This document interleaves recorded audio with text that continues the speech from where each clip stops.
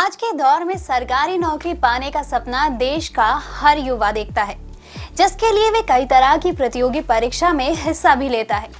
हमारे देश में सरकारी नौकरी पाने की होड़ इतनी इसलिए है क्योंकि सरकारी नौकरी को एक सुरक्षित और सुविधाओं वाली नौकरी के तौर पर देखा जाता है, जिसके लिए हर साल लाखों युवा यूपीएससी और स्टेट पीसीएस जैसी परीक्षाओं की तैयारी करते हैं। लेकिन कई बार कुछ एस्पिरेंट्स के मन में इस बात को लेकर कंफ्यूजन होती है कि वे यूपीएससी की तैयारी करें या स्टेट पीसीएस की। वहीं कई बार एस्पिरेंट्स को तो इनके बीच के अंतर के बारे में भी पता नहीं होता, जिसके चलते वे तैयारी में गलती करते हैं और परीक्षा में असफल हो जाते हैं। अगर आपके मन में भी यही सारे सवाल हैं और आप भी यूपीएससी और स्टेट पीसीएस में डिफरेंस नहीं कर पा रहे, तो आज की यह वीडियो आपके लिए ही है। यूपीएससी और स्टेट पीसीएस में अंतर।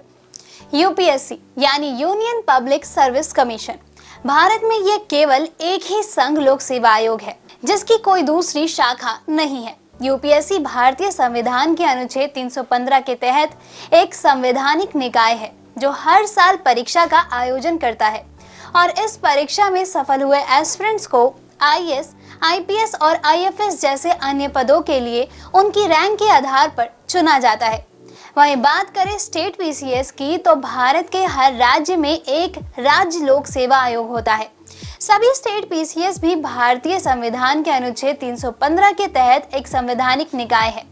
राज्य लोक सेवा आयोग की ओर से हर साल राज्य के लिए एसडीएम जैसे अन्य पदों के लिए परीक्षा का आयोजन किया जाता है, जिसकी मदद से राज्य में कानून व्यवस्था को बेहतर किया जा सके। संघ लोक सेवा आयोग में एक अध्यक्ष और अन्य सदस्य शामिल है, जिसकी नियुक्ति देश के राष्ट्रपति की ओर से की जाती है। संघ लोक सेवा आयोग के अध्यक्ष और सदस्य 6 साल की अवधि के लिए या 65 साल की आयु होने तक नियुक्त किए जाते हैं। बात करें स्टेट पीसीएस की, तो एक राज्य लोक सेवा आयोग में भी एक अध्यक्ष और अन्य सदस्य शामिल होते हैं।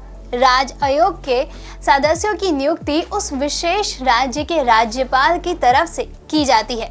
राज्य लोक सेवा आयोग के अध्यक्ष और सदस्य 6 साल की अवधि के लिए या 62 साल की आयु प्राप्त करने तक के लिए नियुक्त किए जाते हैं। तो यूपीएससी राष्ट्रपति को वार्षिक रूप से एक रिपोर्ट प्रस्तुत करता है, जो आयोग की ओर से किए गए कामों के बारे में बताती है, जिसके बाद राष्ट्रपति से होकर यह रिपोर्ट संसद के दोनों सदनों के समक्ष रखी जाती है।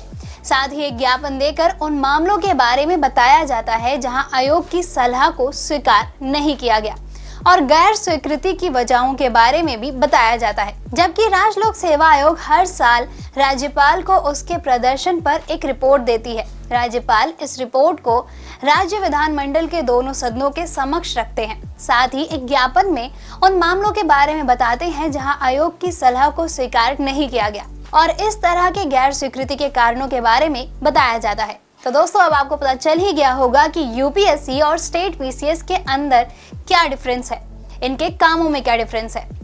दोस्तों, अगर आपको हमारा ये वीडियो पसंद आया हो तो इसे अपने दोस्तों के साथ भी जरूर शेयर करें और अगर आपके पास हमारे कोई भी सवाल हो तो उसे कमेंट पे लिख के हमें जरूर बताएं। जल्द ही आपसे फिर मुलाकात होगी एक नई वीडियो पे एक नए टॉपिक के साथ। तब तक के लिए नमस्कार।